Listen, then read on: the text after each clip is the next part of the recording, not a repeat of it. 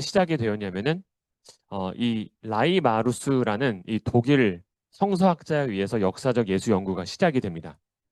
근데 이 역사적 예수 연구가 왜 갑자기 시작이 되었냐면은 본래 이 계몽주의 이전에 18세기 이전에 원래 학문은 지금은 우리가 성서학과 조직신학을 나누고 있죠. 그런데 과거에는 하나의 학문이었습니다. 네. 그런데 이 가블러라는 사람이 그것을 나눕니다. 그래서 성서는 역사적인 연구이고 그리고 조직신학은 교리적인, 교의적인, 신학적인 연구다 하고 성서학과 이 조직신학을 가르게 됩니다. 그러면서 나온 연구가 바로 이 역사적 예수 연구예요. 그래서 이 복음서 본문을 연구할 때 이것을 여기서 이제 하는 핵심이 무엇이냐면은 부활절 이전의 예수님의 모습과 부활절 이후의 예수님의 모습을 역사적 예수 연구학자들은 구별합니다. 우리에게는 예수님이 부활절 이전이나 부활절 이후나 동일한 주님이시잖아요. 그런데 역사적 예수 연구를 하는 학자들의 두드러진 특징 중에 하나는 무엇이냐면은 부활절 이전에 역사적으로 사셨던 그 유대인으로서 예수님의 모습과 부활하신 그래서 우리 기독교 신앙에서 교리화가 되고 신앙화가 된 그 예수님을 구별한다라는 것이죠. 그래서 이 라이마루스를 비롯한 이 역사적 예수 연구학자들은 이 역사적 예수 연구를 통해서 1세기에 사신 예수님에 대해서 오늘날 우리가 기독교 교리 뭐 요리문답이나 이런 것들에서 나온 예수님의 모습보다 훨씬 더 분명하고 더 정확한 묘사를 해낼 수 있다라고 이들이 주장을 하는 것입니다. 예. 그래서 역사적 이 예수 연구의 기본 전제 제가 이것을 소개해드린 이유는 200년 넘는 시간 동안 복음서 연구를 지배해 왔기 때문입니다. 예.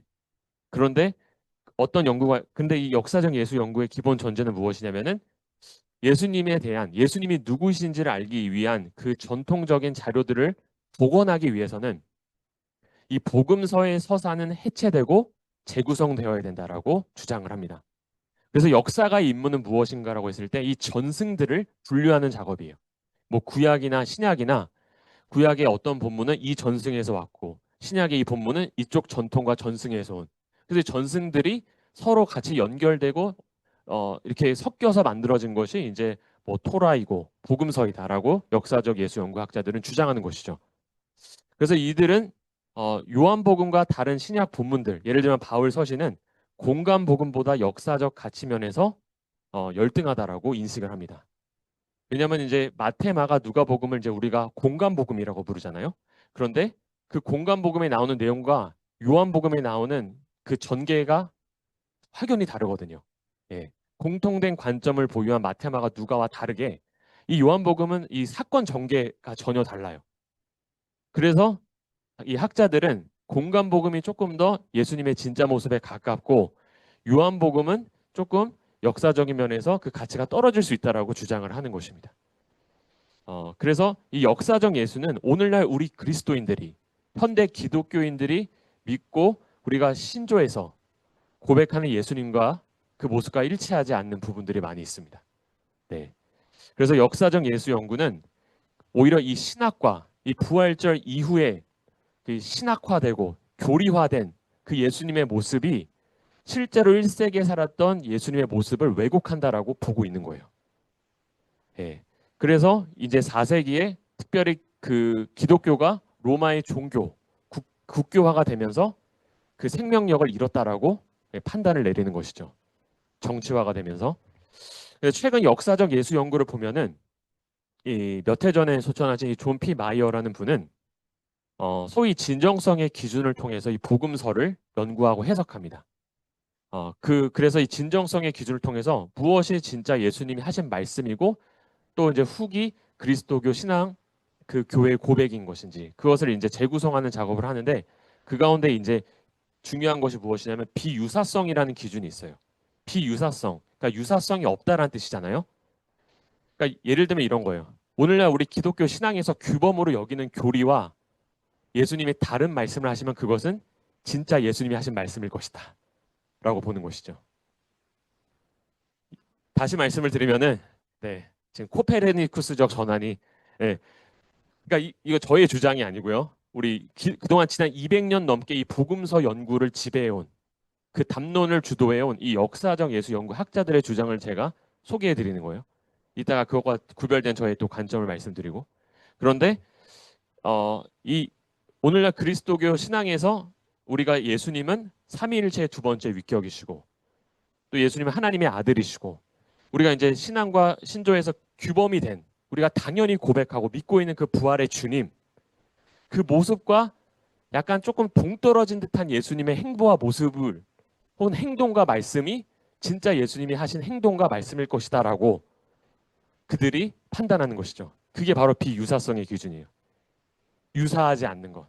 그러니까 역사적 예수 연구학자들이 이 비유사성의 기준을 굉장히 중요한 근거로서 진짜 예수님의 모습이 이러한 모습이었을 것이다. 너진 똑에서도 이제 그런 비슷한 이야기를 하고 있는 거예요. 예. 그런데 이 마이어는 기존의 역사적 예수 연구학자들과 조금 구별되게 이 요한복음의 역사적인 가치를 인정합니다. 오히려 요한복음이 공간복음과 다르기 때문에 요한복음이 진짜 더 역사적 가치가 있을 수 있다라고 역발상을 하는 거죠. 예. 그래서 이제 또 관점을 제시하고 이피 샌더스라는 또 학자가 있는데요. 이분은 이제 역사적 예수 연구하는데 이 마이어와는 좀 다른 관점을 취합니다. 진정성의 기준, 이 비유사성의 기준으로 역사적 인물로서 예수님을 복원하는 데 관심을 두기보다는 초기 유대교 상황에 관심이 있어요. 그 당시 팔레스타인 그 유대교 문화권 안에서 예수님이 누구셨는지 그 당시 문화권의 조명 아래서 예수님을 해석하는 것이죠. 그 당시 팔레스타인 유대인들이 어떠한 삶의 양식을 가지고 살았는지 그래서 그 초기 유대교의 상황에 관심을 가지고 예수님이 이러한 인물이었을 것이다라고 재구성을 하는 것입니다. 이것이 이제 이피 샌더스가 했던 모습이고요. 그래서 이 마이어와 방금 소개한 이 샌더스는 이 서로의 이러한 차이점에도 불구하고 공통된 가정을 전제하고 있습니다. 그것이 무엇이냐면은 제가 노란색으로 하이라이트한 복음서의 내러티브, 복음서의 서사는 폐기되어야 된다. 즉 개별 전통과 전승에 따라서 분류되어야 된다라는 것에는 이들이 동의하고 있다는 것이. 이것이 역사적 예수 연구의 중요한 가정입니다. 네, 그리고 그것을 통해서만 역사적 예수를 복원할 수 있다라고 그들은 보고 있는 것이죠. 그리고 이제 데일 앨리슨과 우리에게 잘 알려져 있는 톰 아저씨, 엔티 라이트. 엔티 라이트는 좀 들어보셨죠? 우리말로도 많이 번역이 되어 있는 이 엔티 라이트와 데일 앨리슨이 바로 이 샌더스와 같은 역사적 예수 연구의 궤적을 따르고 있습니다. 지금 제가 이 계보를 보여드리는 거예요. 오늘날 이 현대 계보가 어떻게 진행이 되고 있는지. 그래서 우리가 책을 읽으실 때도 그냥 읽으시는 게 아니라 이 전체 큰 그림을 가지고 읽을 때 좀 더 그 논거를 이해하는 데 도움이 되실 수 있습니다. 그래서 이 특별히 데일 앨리슨, 이 데일 앨리슨은 특별히 마태복음 주석을 쓴 학자로 이제 알려져 있는데요. 머리가 굉장히 이제 하얘서 제가 아는 교수님이 약간 산신령 같다라는 표현을 하시면서 이렇게 주석을 너무 공부를 너무 열심히 하느라고 머리가 이렇게 새하얘졌다. 이제 표현을 이렇게 여담으로 하셨는데 이분이 이제 쓴 책이 우리말로 번역이 됐어요. 일부. 그러니까 전체가 번역이 되진 않았고요. 일부가 번역이 됐습니다. 마태복음 주석이. 이 데일 앨리스는 근데 역사적 예수 연구를 하면서 약간 차별점을 둡니다. 어떠한 차별점을 두냐면은 오늘날 이 역사적 예수 연구는 현대 세계관과 계몽주의 이후 우리 인간의 이성의 발달 그것으로 인해서 이제 예수님을 우리가 그냥 맹목적인 신앙의 대상으로 섬기는 것이 아니라 다시 한번 우리가 생각해 보는 그리스도인이 되자라는 그 동기에서 사실 이 역사적 예수 연구가 시작이 되었거든요. 그래서 역사적 예수 연구에 사는 말이 다 틀린 말은 아니에요. 일리가 있는 말이 있고 다시 우리가 생각하는 그리스도인이라면 또 되새겨 볼 만한 부분도 있습니다. 그런데 이제 이 데일 앨리스는 무엇이라고 이야기를 하냐면은 사회적 기억 접근 방식을 제안합니다. 오늘날 현대 인지 연구에 뿌리를 둔 이것이 무엇이냐면 기억 연구 방법인데요. 우리의 기억이 완전합니까? 완전하지 못합니까? 여러분 스스로 생각할 때 여러분의 그 메모리, 그 포토제닉 메모리라고 생각하십니까? 네. 우리가 같은 사건을 보아도 그 사건에 대해서 서로 묘사하고 서술하는 게 달라질 수 있어요. 그러니까 복음서도 사복음서잖아요. 같은 예수님에 대해서도 물론 공통된 부분도 있지만은 약간씩 디테일한 묘사들이 달라지고 있음을 아실 수 있습니다. 그래서 그런 관점에서 앨리스는 무엇이라고 이야기를 하냐면 그렇기 때문에 우리의 기억은 그냥 있는 것을 카피 앤 페이스트가 아니라 재생산적이다라고 이야기합니다. 그리고 재구성적일 수밖에 없다라는 것이죠. 우리가 어떤 일을 이야기해도 어떤 일은 어떤 사건을 이야기할 때 어떤 사건의 일부분을 우리가 생략할 수도 있어요. 그리고 어떤 사건의 특정 부분을 더 부각시킬 수가 있습니다. 그걸 전달을 할 때. 그래서 그런 의미에서 재생산적이고 재구성적이라는 것이죠. 그래서 이 한 개인의 상황과 지식이 무엇인가를 기억하는데, 그래서 우리가 지금 처해 있는 상황과 우리가 처해 있는 우리가 갖고 있는 지식이 또 우리가 어떤 상황을 기억하는데 그 영향을 미친다라는 거예요. 내가 지금 어떠한 상태에 있고 내가 지금 어떠한 심경에 있는지가 그 똑같은 사건을 기억하는데 영향을 미칠 수 있다라는 것입니다. 그래서 기억 연구는 앨리슨에 의하면은 세부 사항이 종종 다르게 기억될 수 있다라는 것을 우리에게 보여주고 있습니다. 그래서 앨리슨이 기존의 역사적 예수 연구학자들과 좀 다른 부분은 무엇이냐면, 이 사람도 이제 역사적 예수 연구를 하는 사람이지만은 기존의 역사적 예수 연구는 세부 사항에 초점을 맞춘 연구들이었어요. 각 이 세부 사항이 어느 전승과 어느 전통에서 왔는가, 그 세부 디테일한 것에 초점을 맞췄다면, 이 앨리슨의 연구 방식은 이 세부 사항보다는 전체적인 큰 그림, 예수님에 대한 전체적인 인상에 관심을 두고 이 기억 접근 방식을 전개합니다. 예.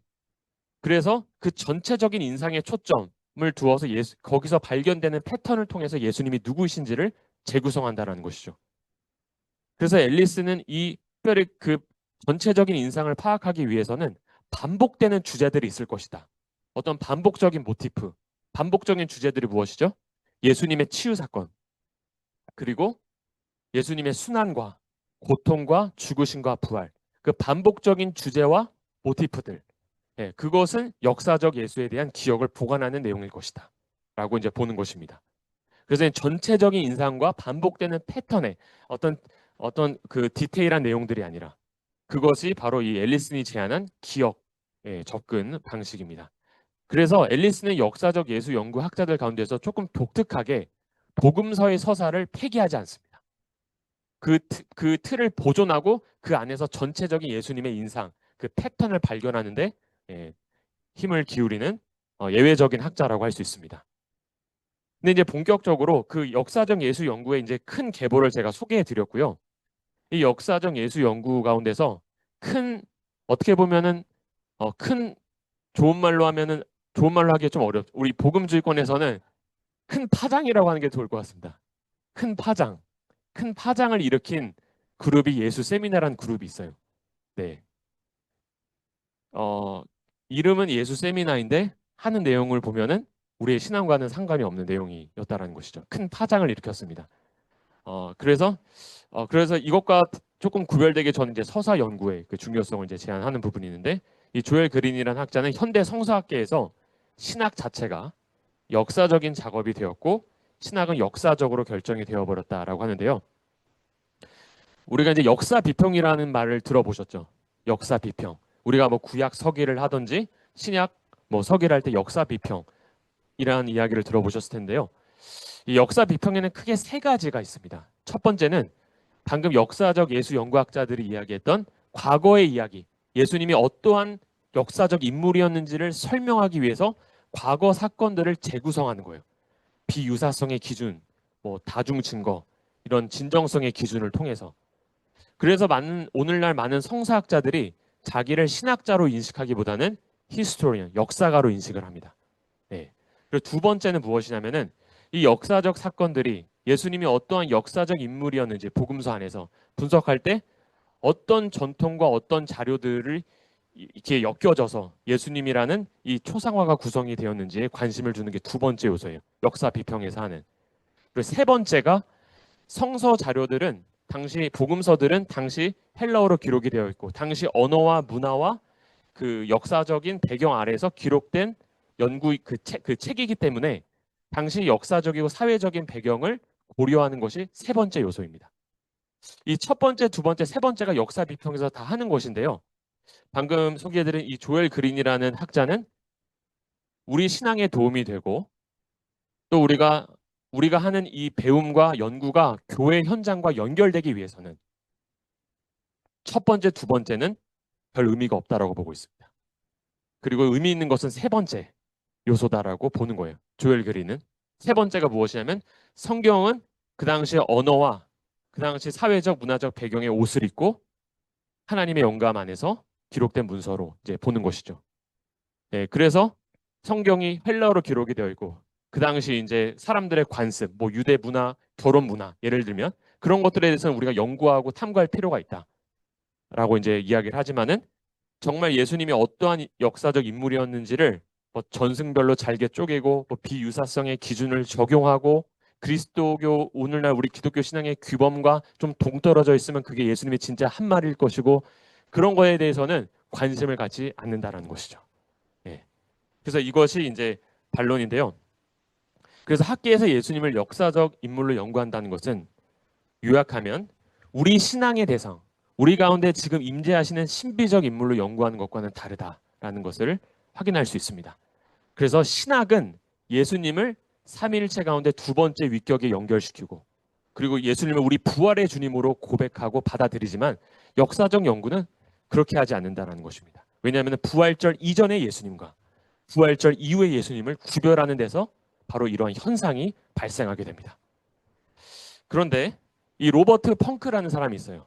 이 로버트 펑크가 이 1985년도에 이 예수 세미나 그룹을 만듭니다. 그리고 1년에 두 번씩 모여서 이 역사적 예수를 탐구하는 모임을 가집니다. 그래서 여기서 이제 아까 그 여기 이 예수 세미나 그룹에서 사용했던 거의 유일한 기준은 무엇이었냐면은 비유사성의 기준이었어요. 그러면 예수님이 남는 예수님의 모습이 거의 없죠. 예. 그러다 보니까 여기서 이제 어떤 투표를 합니다. 여기서 이제 당시 성서학자들이 모여서 거의 한 뭐 100명 가까이 모였다라고 이제 되어 있는데 모여서 이제 투표를 해요. 그래서 예수님이 이 말씀을 하셨을까 안 하셨을까를 두고 투표를 합니다. 루돌프 불트만이라는 학자 아시죠? 불트만이 주장한 게 무엇이냐면 그것과 같이 연결되는 그룹이에요. 예, 불트만이 거의 이들의 아버지 격입니다. 불트만이 독일 신학자잖아요. 근데 불트만이 뭐라고 이야기하냐면 예수님을 이해하기 위해서는 탈신화를 해야 된다. 탈신화가 무슨 말이냐면은 신학을 버려야 된다는 뜻이에요. 예, 탈신학화, 탈교리화, 교리화된 예수, 종교화된 예수에서 벗어나서 1세기 예수의 모습으로 가야 된다를 불트만이 주장을 했거든요. 그러니 그 영향을 받은 그 후계자들이 이제 예를 들면 이런 역사적 예수 연구를 하고 그 가운데서 좀 파장을 일으켰던 그룹이 이 예수 세미나 그룹이었던 것이죠. 그래서 예수 세미나 이 이야기만 말만 들으면은 뭔가 홀리한 그룹인가라고 생각할 수 있지만은 근데 사실 이분들이 제가 이분들의 배경을 한번 살펴봤어요. 왜 이런 주장을 하게 됐는가? 그래서 살펴봤는데 이분들의 배경이 그 당시 이제 미국 안에서 그 복음주의가 있고 복음주의에서 조금 더 극단으로 한 근본주의. 예. 복음주의도 스펙트럼이 넓거든요. 우리는 서로 다 복음주의라고 이야기할 수 있어요. 근데 스펙트럼이 굉장히 넓어요. 근데 그 안에서도 근본주의 쪽에 있던 분들이 많았다는 공통점이 발견했어요. 그렇진 않지만은 물론 무신론자들도 있었지만 그래서 근본주의에 대한 반작용으로 이렇게 일어난 거예요. 그러니까 이들이 어렸을 때 경험한 것이 무엇이었냐면은 자기 부모님들과 할아버지 할머니들이 당시 미국 사회에서 성경을 인용해서 노예제를 그 정당화하는 거예요. 흑인 노예제를. 그리고 여성의 권리와 또 이제 그런 어떤 교회 안에서 여성의 자유나 이런 부분들을 성경이라는 권위를 이용해서 그걸 억누르는 거를 이분들이 본 거예요. 처음에는 당연시 여기면서 따라가다가 이분들이 이제 30대, 40대가 되고 나서 다시 한번 생각을 해보게 된 거예요. 그게 맞나? 라고 질문을 해본 것이죠. 그래서 이제 거기에 했을 때 본인들이 그 근본주의 그 문화 배경 속에서 자라왔을 때 거기에는 생명력이 없다라고 그들이 결론을 내리고 어떻게 보면 그 모습이 하나의 극단으로 간 모습이 어떤 예수 세미나의 모습으로 나타난 것으로 보여지고 있습니다. 모든 구성원들이 다 그런 것은 아니었지만 예, 핵심을 이루는 구성원들이 예를 들면 이 로버트 펑크라는 사람도 원래 부흥사였대요. 예, 그 미국의 그 바이블 벨트 지역에서 부흥사였고 그래서 이 약간 아이러니했던 것은 이, 이 예수 세미나 그룹에 모인 이 성사학자들이 이 과거의 그 기억을 추억하면서 뜨겁게 같이 복음 성가를 불렀다고 합니다. 그러니까 복음 성가를 부르는 것까지는 좋았는데 그 다음에 투표를 하는 거예요. 이 말이 예수님이 진짜 한 말인가? 그러니까 이들의 목표는 뭐냐면은 예수님을 이해하는 데 있어서 교리를 제거해야 된다가 목표였어요. 그게 그들의 핵심 주장이에요. 우리가 알고 있는 기독교 신조 교리를 제거해야 된다.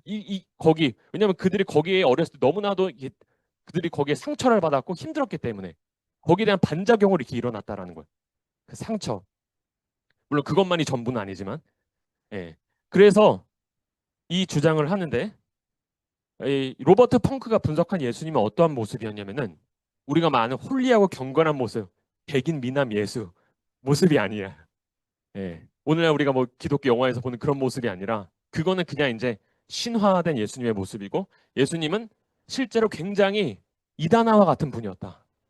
굉장히 많은 당시 유대 종교자들의 관점에서 보면은 굉장히 많은 불평감을 일으켰다는 분이에요. 굉장히 반종교적이고 그래서 사실 예수님이 그 십자가에 달리게 된 결정적인 이유는 무엇이었냐면 예루살렘 그 지도자들, 그 룰링 파워와의 대립이었거든요. 종교 지도자들과의 대립으로 인해서 이 로마의 손에 넘어가게 된 것이죠. 그래서 그런 관점에서 펑크는 분석을 하면서 예수님은 당시 유대 종교자들이 지도자들 봤을 때 굉장히 우리가 아는 그런 홀리한 모습이 아니었다라고 이제 보는 것이죠. 그리고 펑크는 기독교가 이제 로마의 국교로 종교화가 되면서 본래 예수님은 성상 파괴주의자였는데 예수님이 성상이 되었다고 말합니다. 이게 너진 똑에서 이야기하는 그 만들어진 예수. 그 모습 그 모습과도 이제 그 공명하는 부분이 있는데 그래서 이 자리를 어떤 다른 영성 부분이 대체해야 된다라고 펑크는 주장을 합니다. 그래서 이 예수 세미나 그룹에서 이야기하는 이 역사적이라는 것은 보통 신화적이라는 것과 혹은 신학적이라는 것과 대주되는 말이고요. 우리가 보통 역사라는 것을 이해할 때 실제로 과거에 일어난 사건을 역사로 우리가 이해를 합니까? 여러분 역사라고 할 때 어떻게 이해하십니까? History. 뭐 하나님의 이야기라고도 이제 이야기하는데 우리가 역사라고 할 때 그것이 과거에 실제 일어난 일 그대로를 이야기하는 것입니까? 네, 해석이 들어가죠. 우리 이런 말 있잖아요. 역사는 승자의 입장에서 쓰였다. 예, 그건 저의 말이 아니고 많이 지금 통용되는 이야기. 그 역사라는 것이 그냥 연대기적으로 우리가 구약 성경을 봐도 연대기적으로 기술하지 않아요. 사건의 중요성이 있는 것을 기록합니다. 그 가운데 하나님의 영감이면. 그러니까 모든 디테일한 것들을 기록하는 게 아니라 중요한 중요성이 있는 것을 역사가들은 선택적으로 기록한다라는 거예요. 그래서 역사는 과거에 있는 그 일을 그대로 이야기하는 것이 아닌데 이 예수 세미나는 과거에 예수님이 어떠한 인물이었는지 그대로를 재현하는데 거기에 약간 한계가 있습니다. 역사는 중요성에 초점을 두고 있고 모든 하나하나의 디테일한 것에 관심이 없는데 선택적인 기록인데 이 예수 세미나 그룹의 한계는 무엇이냐면은 그 예수님을 있는 그대로 재현하고자 재구성하고자 했던데 그래서 그들의 한계가 있고요. 그래서 여기서 그들이 역사적이라는 의미를 약간 오도한 부분이 있습니다. 그래서 예수 세미나는 역사적인 것이 그래서 사실이라고 보고 그리고 비역사적인 것은 거짓으로 이들은 분류를 합니다. 그래서 예수 세미나의 기본 가정은 그들은 복음서는 예수님에 대해서 정확하게 다루고 있지 않기 때문에 이 비유사성의 기준을 통해서 예수님을 알아야 되고 그리고 이제 부활절 이전, 아까 말씀드린 것처럼 부활절 이후 예수님을 철저히 구별하고 교리화된 부활절 이후의 예수님의 모습을 제거할 것을 제안합니다. 그런데 여기에 대해서 이 톰 아저씨가 반론을 제기해요. 예수 세미나의 의제가 근본주의에 대한 반발로 형성됨으로 인해서 옹졸하게 풍자된 학문을 촉진시킴으로써 아이러니하게도 그들 의제 자체가 근본주의적이 되고 있다. 비유사성 기준에만 너무나도 경도된 모습. 그러니까 원래 극단은 서로 만난다고 이야기를 하듯이 네. 이런 아이러니가 일어났다라고 라이트는 반론을 제기를 합니다. 그런데 이제 예수 세미나 회원 중에는 온건한 회원도 있어요. 예. 이 마커스 보그와 같은 이 회원은 그리스도교 신앙이 부활절 이후에 예수에 대한 교리적 확정에만 근거해서는 안 되는 것처럼 부활절 이전에 예수님을 역사적으로 재구성한 것에만 근거해서도 안 된다. 목표는 이 둘 간의 변증적인 대화를 찾아야 된다. 대화를 해야 된다. 이 대화주의자였어요. 근데 로버트 펑크는 대화할 수 없다. 그러니까 라이트가 볼 때는 근본적으로 간 거죠. 대화할 수 없다고 하니까. 타협할 수 없다. 부활절 이후의 예수님과 부활절 이전의 예수님을 이 두 모습을 타협할 수 없다. 그러니까 로버트 펑크의 입장인데 이 예수 세미나 회원 중에도 마커스 보그와 같은 회원은 타협할 수 있는 여지를 열어놓았다는 것이죠. 그래서 그 안에서도 여러 스펙트럼이 있지만은 큰 공통된 가정은 무엇이냐면은 바로 예수님을 역사적 인물로서 이제 다루는 데 있어서 복음서 서사는 폐기가 되고 그리고 그 안에서 역사적인 것은 우리가 아는 아까 그런 그 사실 그리고 그 안에서 이제 신학화와 교리화된 부분은 제거해야 된다는 것에는 공통된 가정을 하는데요. 이러한 그 역사적 예수 연구 흐름에 대해서 이 파장에 대해서 이 룩 티모시 존슨이라는 이분이 아주 우리말로 하면 돌직구를 날립니다. 네, 거기서 광폭을 해요 거의. 그러니까 이게 그 거의 충성 없는 전쟁과 같아요. 이분들의 글을 양쪽을 다 읽어보면은 거의 전쟁 수준입니다. 네, 거의 충성 없는 전쟁 수준이에요. 이 룩 티모시 존슨은 이분이 원래 이렇게 작심하고 비판하지 않으려고 했는데 이분이 비판하게 된 이유를 이야기해요. 내가 왜 예수 세미나에 대해서는 침묵하고 그냥 학문적인 담론으로서 존중하려고 했었는데 내가 이렇게 작심하고 이분이 책을 아예 한 권 쓰거든요. 예수 세미나 비판 책을. 근데 그 이유가 무엇이냐면 예수 세미나가 이거를 되게 공론화하고 자기들의 주장을 이 학문적인 서클에서 갖고 있는 게 아니라 이 대중 미디어를 통해서 뭐 레리 킹 쇼라든지 이런 데 막 대중화를 해요. 뭐 뉴욕 타임즈라든지 신문에 막 대서특필되고 뭐 예수님은 부활하지 않으셨다 예를 들면 그런 것을 대서특필하니까 거기에 대해서 열받은 거예요. 열받아서 책을 씁니다. 근데 그 책이 그 예수 세미나에 대한 그 비판적인 책인데 아주 여기서 이제 큰 공격을 하는데 예수 세미나 연구가 이 전통적인 우리 교회 상황과 교회를 간과했다라고 이제 반박을 하기 시작합니다. 그러면서 그 결과 교회와 학계 사이에 큰 갭이 일어났다. 본래 우리의 신학 공부는 교회를 위한 신학이 되어야 되는데 이 예수 세미나의 연구는 이 교회와 신학을 서로 분리시켰다. 그 신학을 제거함을 통해서 이렇게 이제 이야기하면서 예수 세미나는 신약 본문들을 종종 간과하고 있다는 것을 지적하면서 이 역사라는 거에 대해서 다시 한번 재정리를 하게 됩니다. 역사적 연구를 통해 우리가 알 수 있고 접근할 수 있는 1세기의 자료는 굉장히 제한적이다. 그리고 1세기 역사적 예수에 관해 현존하는 자료가 굉장히 적다라고 존슨은 관찰합니다. 그래서 그나마 있는 그 조그만한 자료들을 가지고 비유사성의 기준을 가지고 이런 양식 비평과 편집 비평으로 다루려는 예수님이 역사적으로 어떠한 인물인지를 재구성하려는 그들의 시도는 방법론적인 광기다라고 존슨은 방폭을 합니다. 그래서 현명한 역사가들은 과거의 현실을 이해하는데 자기가 가진 한계를 솔직하게 인정한다라고 이야기를 해요. 그래서 현존하는 자료를 검토하고 그 자료들에 기초하여서 자기의 상상력과 추론을 동원하여 작업을 수행한다는 것이죠.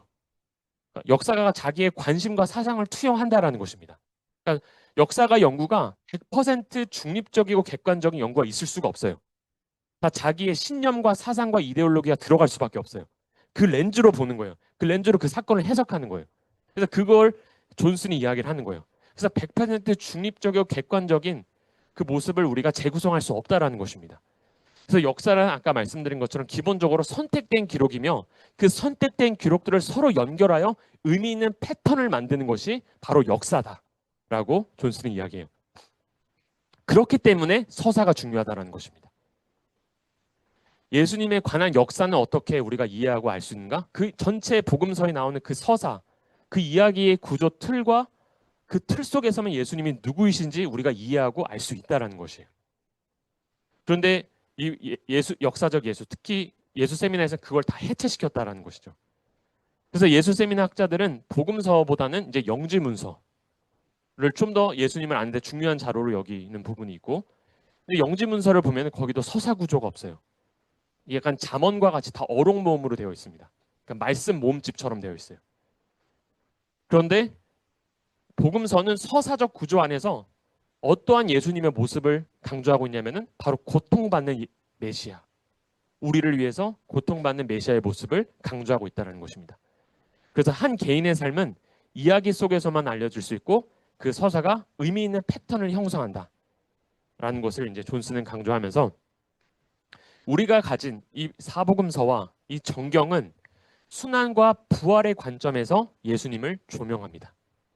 예. 그래서 사복음서에서는 예수님이 자기를 비우신 그 순종의 모습으로 표현되고 영광으로 가는 길은 실제 고난을 통해서만 갈 수 있다라는 것을 복음서 이 서사가 우리에게 들려주고 있는 모습이다라는 것이죠.